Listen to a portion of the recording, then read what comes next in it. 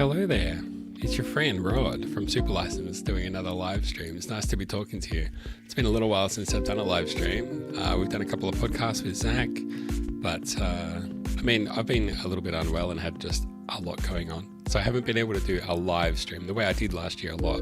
But the live stream is back, which is great news. And Zach's not here to stop me playing sounds on the soundboard. So you know what that means? Wow, I guess this is a big moment. I should care about it. Damn straight. Let me confirm those sounds are going out. I have done live streams where sounds did not go out at all. That's not fun for anybody. Who wants that? Nobody. But it does all add to the excitement and the fun of a live stream, which is what everybody tunes in for. I've been looking at some F1 stories that I could cover today, and I basically found a couple. Mostly what I wanted to talk about, though, are things like what's going on at Williams, what is going on with Daniel Ricciardo, and a few other things. That's the gist of today. I did also want to call out, I've got, you had a tiny little tease of it just there at the start of the video, but I've been mucking around with some AI stuff and I've made some new intro stuff. So next time we do a podcast and we stream it out, there'll be a new intro for the podcast, which is just visuals, because I think I said on the last podcast, just sitting there watching me and Zach staring at our cameras while the music plays is maybe not the most exciting thing in the world. So I've been working on an intro video for that, but then also just trying to up the production value a little bit, because goodness knows I need all the help that I can get. I've got a few clips here that I'm going to play for you today, but I was hunting around for some stories to go through with you all, with all you fine people. And unfortunately, something popped up that I wanted to cover, which was this from the great people at motorsport.com. F1 race winner, now rally driver, Heikki Kovalainen says he has the possibility of making a full recovery after undergoing open heart surgery. Oh, that's pretty major from what I've heard. Here's Heikki Kovalainen here. For those who don't know, he used to drive in Formula One. I don't know why, and I don't know what this means, but he's got a bit of a jockey figure. Nothing against jockeys, but he just does. He's just got a bit of that's the shape that he casts. Former McLaren, Renault, Caterham and Lotus F1 driver announced in March he would undergo open heart surgery after being diagnosed with an ascending aortic aneurysm, a medical condition that affects the arteries, but you knew that. He halted motorsport activities. He was set to defend his Japanese Rally Championship title. Imagine needing open heart surgery and considering, well, let me think, I need open heart surgery, but do I still do this rally? Do I still do this rally race? I mean, I can't think of anything worse. Kovalainen has since offered up an update on his condition, confirming that the operation went well and he is now recovering at home. All the best from the Super License family to the Kovalainen family, because that is no joke, doing the open heart surgery. Oh well. I haven't been able to really dive into the Williams stuff yet, and I'm going to now, and I might talk to Zach a little bit more on the podcast about this, but frankly, the Williams F1 team is in crisis, and it's just a dire situation there. We're going to watch a little video, which I think tells most of the story, and I'll sort of react to the salient points. But you probably know that Williams have been in absolute dire straits. For some reason, they decided to try and navigate the first few weeks and first few months really of the season with only two chassis, which you might know, the chassis is quite important to the car, and it's expected in this modern day and age that teams field two cars. So that means they had a total backup number of chassis of 0, which you might argue is maybe not the smartest approach to bring to a competition, but that's what they did. There's a brilliant video from the great folks at the race. We're We're going to watch a little bit of it. I'll stop it and commentate as we find salient points. I'm not going to watch the whole thing, but I just want to watch the start of it and offer some thoughts as we go. 3 big crashes, 2 damaged chassis, and no spare car equals a brutal cost for an F1 team suffering a shocking streak of accidents. This is well beyond the worst outcome Williams would have expected for the start of the year, even though it knowingly took a big gamble ahead of the new season. Yeah, took a big gamble, all right. No kidding. I'd say it was more than a gamble. I would say it was irresponsible. The team only had 2 chassis ready for the opening races, and both of them have now been damaged across 2 crashes for Alex Albon, while teammate Logan Sargent heavily shunted the first one but had to be repaired. So they'll go into this, but you probably remember that the first time this became a problem and it became known was during the Australian Grand Prix when Alex Albon crashed into the wall, got out, and everyone went, oh well, the chassis has been damaged. And everyone was like, cool, we'll just get out the spare one. And Williams was like, oh, about that, we actually don't have a spare one. And everyone was like, what are you talking about? And they went, yeah. So, and everyone went, oh, so that means Alex Albon's out of the race, right? It was like the Star Wars meme. Albon's out of the race, right? Albon's out of the race, right? No, they gave the chassis to Albon and made Logan Sargent sit out the race. And the justification was, as much as Logan Sargent is great, we love Logan Sargent. What a top guy. Alex Albon has been the point scorer for us, and we think we're on for points potentially here. And if we're serious to race and we're serious about getting points, we have to do whatever we can to maximize that. And that means taking Logan Sargent's car and giving it to Alex Albon, which I've been watching racing for 25 years or something. And there's an official racing term, a motorsport term that I've picked up over the years to describe that situation, which is, that's absolutely fucked. That's fucked to do that. So, poor old Logan Sargent has to sit out. Then what happens? We'll go into some of the crashes here, but Alex Albon goes on in Australia to not score points. He's 11th. He was close to the guy running in 10th. That said, 3 of the front runners ahead of him retired. There were a few other circumstances from that race where if things had broken a different way, he would not have been even close to the points. So, on the one hand, Williams would say, look, we got 11th. I mean, this was a gamble worth taking and that justifies that gamble. But really, if you dive into it, they were nowhere near it. Then they rock up in Japan and they go, good news, we fixed that broken chassis. Now we're back to having 2, we can run 2 cars. And who do they give the broken one to? Yeah. They give the broken one to Logan Sargent and they keep the good one with Alex Albon. Now, at first my reaction was, that's poor. That's, to use that motor racing term, that's fucked.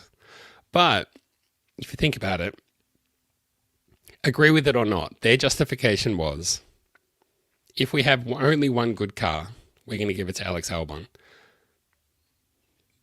You could say that's right, you could say that's wrong, I would say that's wrong. But if you're going to give your only good car to Alex Albon, and then you have a good car and a broken car, you're still going to give the good one to Alex Albon, right?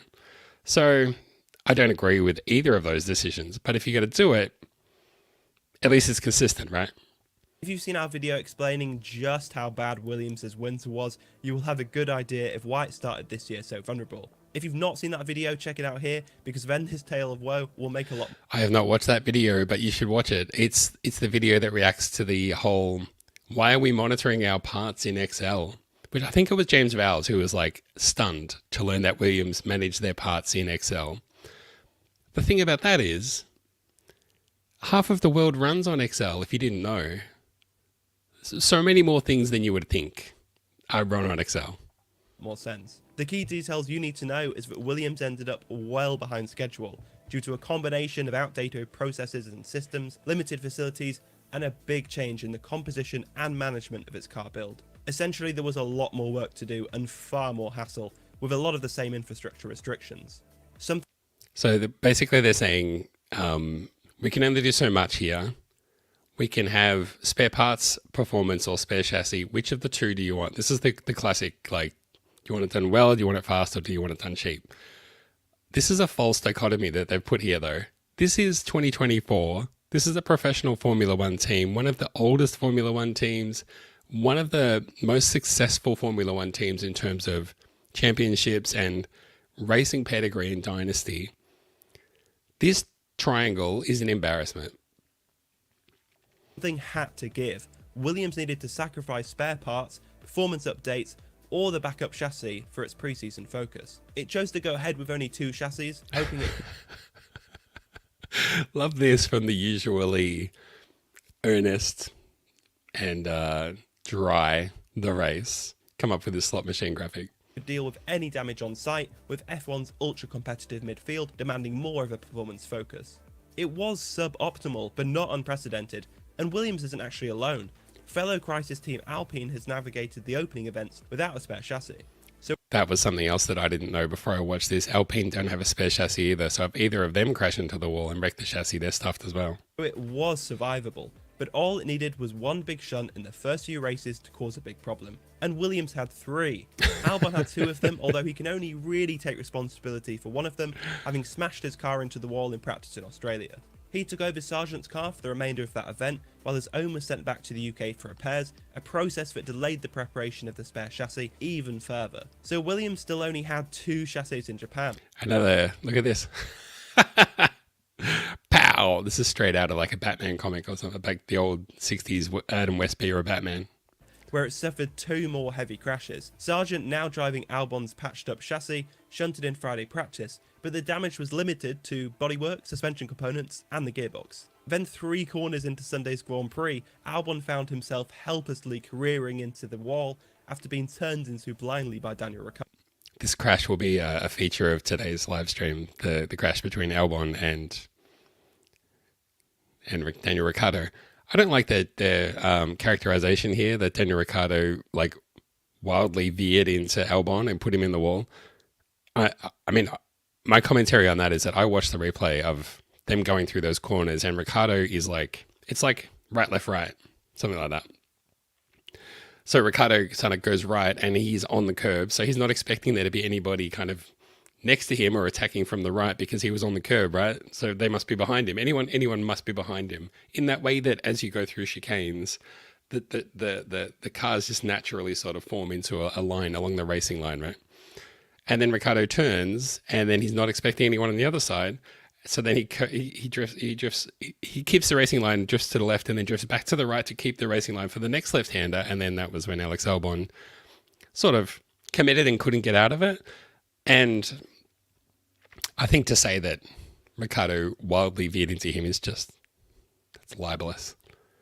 That impact was not at super high speed, but the structure of the barrier there meant that the car came to quite a sudden and violent stop. The energy put through the car has caused enough damage that once again Williams has had to send back a race chassis to the UK for inspection and repairs before the next race in China. Ouch. That's enough of that. The link to that full video will be in the show notes, in the commentary, in the notes. Go and look for that. The other thing to point out from that is that, and I did a whole video on this as well, how the FIA have shuffled the flow of races to be like Australia, Japan, China, so that everything can be freighted from one country to another, and we're all in that sort of Asia Pacific area. The problem for Williams is they've had to ship their car from Australia back to the UK, back to Japan, back to the UK. Every time they need to get it fixed, it undoes all that good work. Oh, well. So what's going on with Williams? They really seem to be in a bit of a mess. And the problem is the drivers know that there's only 2 chassis. And everything seemed to be fine until one of them crashed. But then once that exposed that problem, that weakness, they've lost their head completely. And I mean, they mentioned there that there's all the crashes, but I've got a montage here of the Williams drivers and how they've been driving since then. Let's have a look.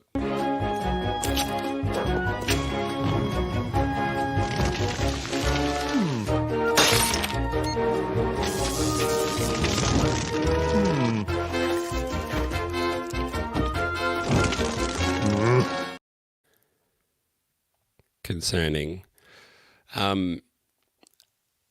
Seriously, what is going on at Williams though? So this was something that caught my eye. Let's have a quick look at this. This is Ted Kravitz, the Skyman, Mr. Skyman, the guy who's usually like this. Lewis, I love you and respect you. Talking to star of Drive to Survive, James Vowles. Let's have a bit of a listen to the questions that Ted threw at him after the Japanese Grand Prix. I think the last 2 red flags in practice sessions have both been caused by Williams drivers. Why do your drivers keep crashing? It's a strong question. Why do your drivers keep crashing? That is a strong question. I'm getting a hard on in the middle of the race. It's a hard question. One to ask drivers, but I think what you can see at the midfield at the moment is it's incredibly tight. And what we're asking of the drivers is to be absolutely on the limit to get everything out of it. There was no margin for error, fundamentally, in terms of performance. I don't think the car has any ill handling characteristics. Turn 6 was a corner that they did grind down afterwards. It's a bit of a tricky curve there. It wasn't that Alex was particularly abusing it that early on, just I think more extensive loss of control than he expected by riding the curve. And here, in terms of visibility, going offline by a few centimetres, as I say, that's not really when you're absolutely on edge of qualifying, pushing the limits. That's just a mistake, dare I say. So he thinks they're not crashing because there's something wrong with the cars. What does that leave? What does that leave you if that's all you've... Yeah. Bad luck? Well, they've had a whole heap of bad luck then, haven't they? A whole bunch of bad luck that Alpine haven't had. Bit of a strange one there. Bit of a head scratcher. My point would be as well. People pointed out that when they said, look, we're only going to have one car left to run in Australia. We're going to take it off Logan Sargent. We're going to give it to Alex Albon because he's our best chance of scoring points. Here's my hot take about that. It's 2024. There are only 10 teams in this sport. There are other teams that are desperate to get in that can't get in. If you think you deserve points, then you are kidding yourself when you can only run one car in a race because you crashed the other one. And you don't have a backup plan now. And when that happens, they weren't going to have another chassis ready for another 2 races. I'm just not sure that a team like that deserves points. Let's move on because I'm annoyed at that. Alex Albon crashed into the RB/Racing Bulls/Visa Cash App car of Daniel Ricciardo, which has spurred a whole bunch of other commentary that we'll start to have a bit of a look at right now. So earlier in the season, we did a video that was talking about Yuki Tsunoda versus Daniel Ricciardo. The Racing Bull drivers really seem to be going at each other a little bit, and I had postulated earlier that Yuki Tsunoda was maybe trying to grab some of the attention away from Daniel Ricciardo to say like, hey, why is everyone talking about Daniel Ricciardo as the guy who might replace Sergio Perez at Red Bull, or might go to Red Bull, for example, if Max Verstappen goes? Why aren't they talking about Yuki? Where does Yuki fit into all of this? And I put out there that he was almost trying to pick a fight, almost trying to get under Daniel's skin. And if that was his intention, you could look at Daniel's form and you could maybe say, could be something to that. Daniel's not going very well. There's a lot of drivers who have done extremely well in the past who are not having good years. Lewis Hamilton being one of them. Lewis Hamilton, this guy. Lewis, I love you and respect you. I respect you, but Lewis is on the lowest number of points that he's had after this number of races into a season, I think for the last 10 years. But Daniel Ricciardo is also just going poorly. And there were rumours that if he was going to have any hope of jumping into that Red Bull seat, he was going to have to do it before the Miami Grand Prix or by the Miami Grand Prix, which is 2 races away. And every time he doesn't score any points, it just hurts him even further. Being knocked out of the race after 3 corners, whether it was his fault whether he wildly veered into the other driver or not. It's one fewer race that he has to actually show what he can do. But don't take my word for it. Let's weigh in with another voice. If you don't know who this is Kim Illman. He's a photographer, fellow Aussie, so expect a little bit of Aussie bias, but not too much. But let's just have a little bit of a listen to the first couple of minutes of what he has to say.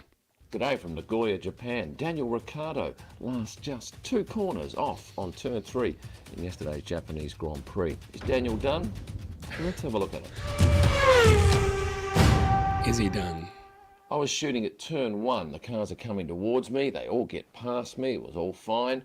And then I immediately go and have a look at the back of my camera to pick a picture to post. And then I look up and I see a red flag just in front of me. And I'm thinking, what's going on here? I've got no TV screen to look at. And then I happen to see some dust settling over at turn 3. So I immediately go to the F1 app. Alex Albon, Daniel Ricciardo off at turn 3. And I didn't realise at the time, but there were huge sighs from the crowd because initially they thought, oh no, that's Yuki. It wasn't, so they were pretty happy that their man, Yuki Tsunoda, was still in the race. But I've had a look at the incident, and I'm sure you have too. I'm going to suggest it's a 50-50, and certainly a lot of the comments I've seen on social media would... Yeah, I do agree.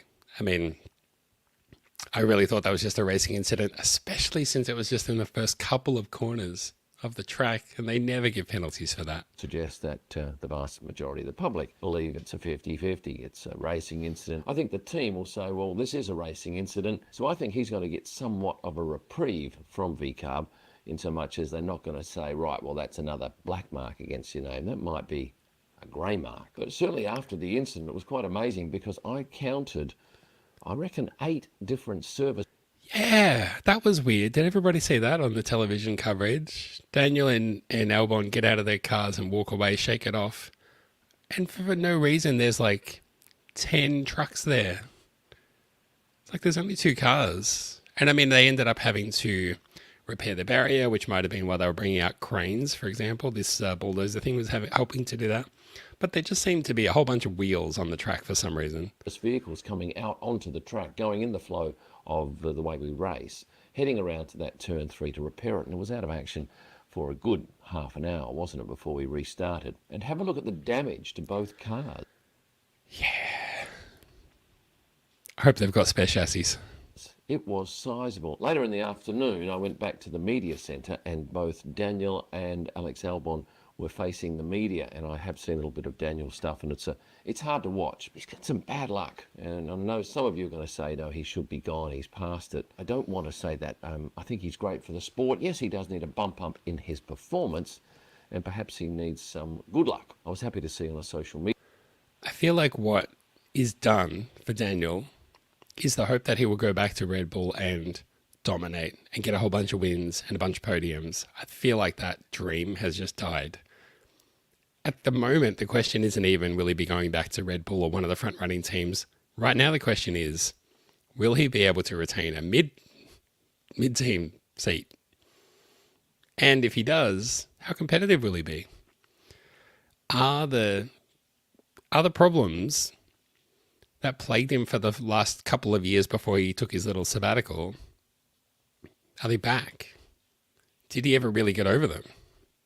Media post that he and Alex were walking along the paddock, obviously amicably chatting about the incident. So that to me would suggest that in their eyes at least it was a 50-50. Of course, Williams have plenty to worry about too. This is their 3rd big crash in 2 weeks. Going racing is becoming a very expensive exercise, and as you know, they did not have a 3rd chassis in Australia. Yeah, exactly. So, I mean, I feel like that really makes that incident such a fulcrum, such a focal point for so many Formula One narratives and some of the biggest narratives that are going around right now.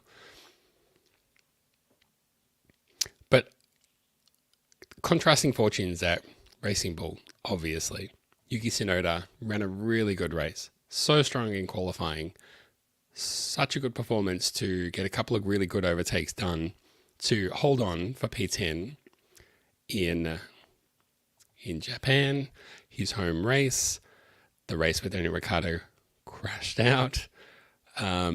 He's getting it done right now for Racing Bulls. So RB are lucky to be having Yuki firing. I don't know that Yuki's going to get promoted to Red Bull, to the senior team, but he's certainly enjoying a good run of form, considering the RBs are definitely not in the top 10 fastest cars, right? So for them to score points is a big win. But what's Daniel going to do? What is Daniel going to do? The last thing I wanted to bring up is just a little bit of Fernando Alonso news, because we haven't had any for a little while. So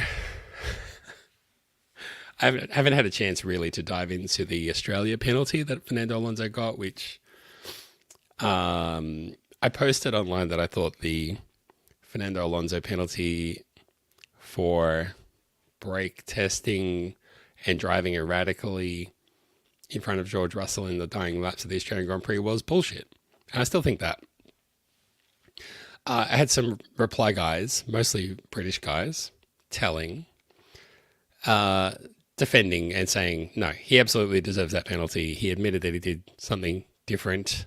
That thing that he did that was different was what caused the crash, and therefore he deserved the penalty. I just think that's one of the softest penalties that I've seen in such a long time. And in the steward's note, they acknowledge that Alonso is fully within his rights to change up how he approaches a corner. He's allowed to do that. And they say, whether you meant to cause an accident or not, you consciously chose to do that. And as a result of you choosing to do that, there was an accident. But at the same time, they say we do not take into account the severity of the accident or the fact that there was an accident. We're just judging your driving. I mean, all of those things don't add up. They just don't. So I thought that the Alonso penalty was a whole load of junk. Then we get to Japan. It's actually a bit of a running joke, to be honest, between Russell and Alonso. Russell was not very happy after Australia. He was obviously in the firing line, and that's scary and not good. He was proposing to the media, like maybe there should be some kind of automated thing, like if there's a driver in distress, an automated thing should kick in. Like, you know, yellow flags, neutralize the race. I agree with all that safety stuff. They're talking about changing those corners now at Australia. Fernando Alonso said he basically accepted the penalty, but he thought it was strange. He sort of brought up he made this weird comment, and it's classic Fernando Alonso to be like, I've had great battles in the last 20 years. 2006 at Imola, 2007 Monza, you know, whatever. During his glory days, of course, but like, who cares? That's ancient history. But he said it was a little bit weird to get that penalty, given that every single lap we have to make millions of little micro adjustments, and every single lap we are trying different little things to save the tires, to maximize the battery, to do whatever.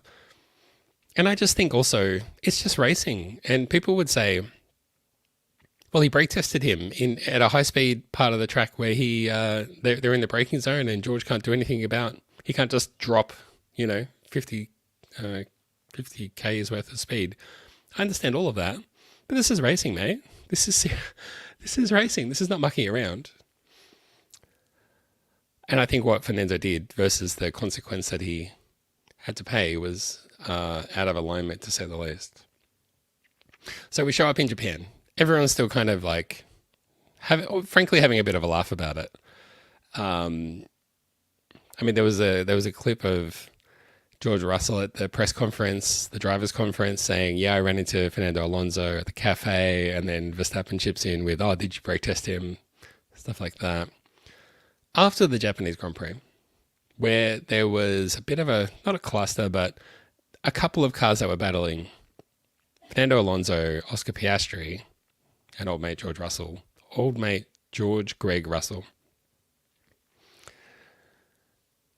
And it turns out that Fernando Alonso was pulling a bit of an old trick that he learned. Well, he's always known it. He's a wily old fox. But he references a more recent deployment of this tactic here. And he makes a bit of a joke about the penalty and just the state of things. But I also wanted to call this out because I used to call out and had a segment that was called, oops, he went and reported the joke as if it was news. That's what motorsport.com have done here. They've actually taken a joke and reported it as though it's news, but they must have listened to me. They must listen to the podcast because they've now called out that it was a joke.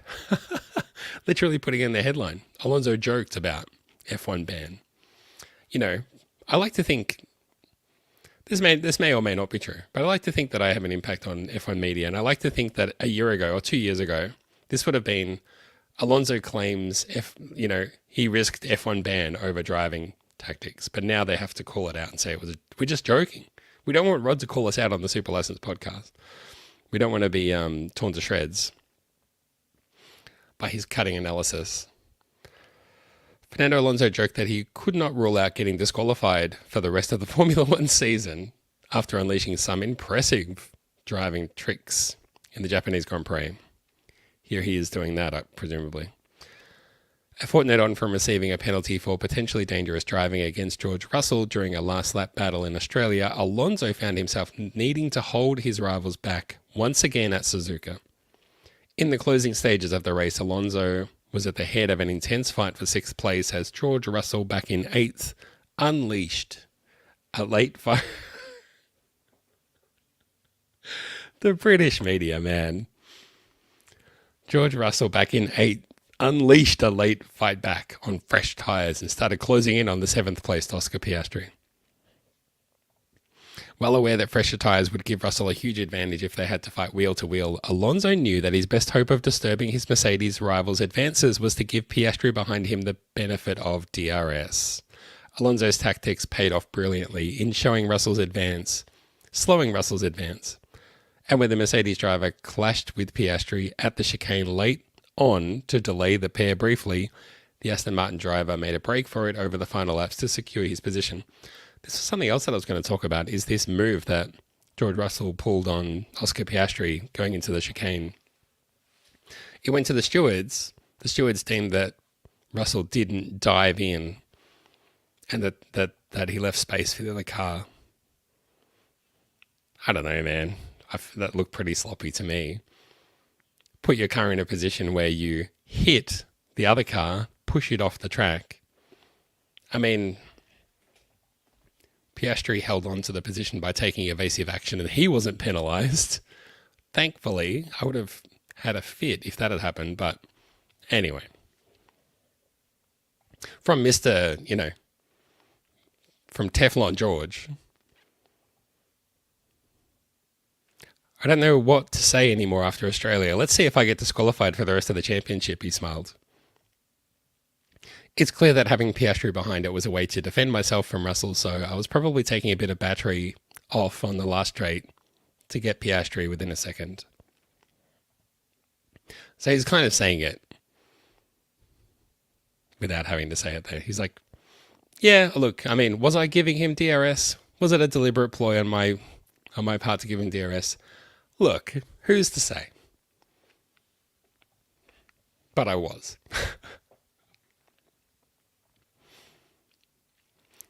But I think that comment, especially the comment about, I don't know what I can say because I might get banned from Formula One for life. I might not be in the next race if I say that I drove the car. Don't find me. Poor old Fernando. He's salty.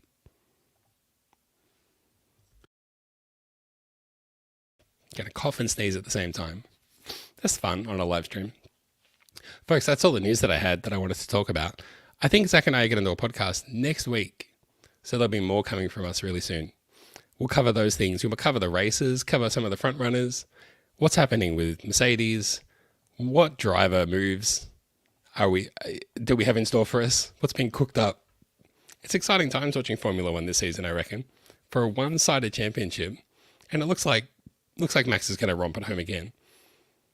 But, I mean, he's just closed in on, I think, highest percentage of race to wins out of any driver, something like that. He's closing in on that.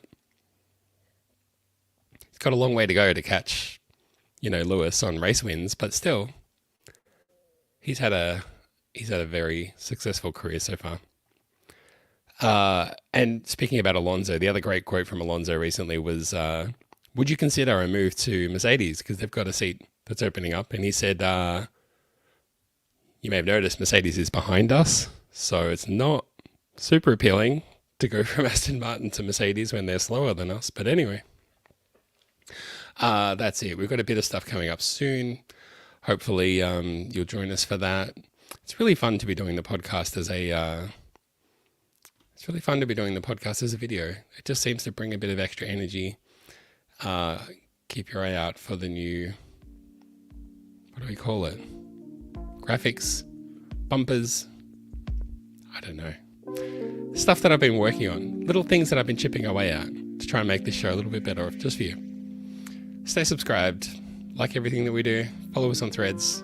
Go to superlicense.fm if you want to see links to all the things that we do, and please jump in the Discord and say hello. Until next time, take it easy.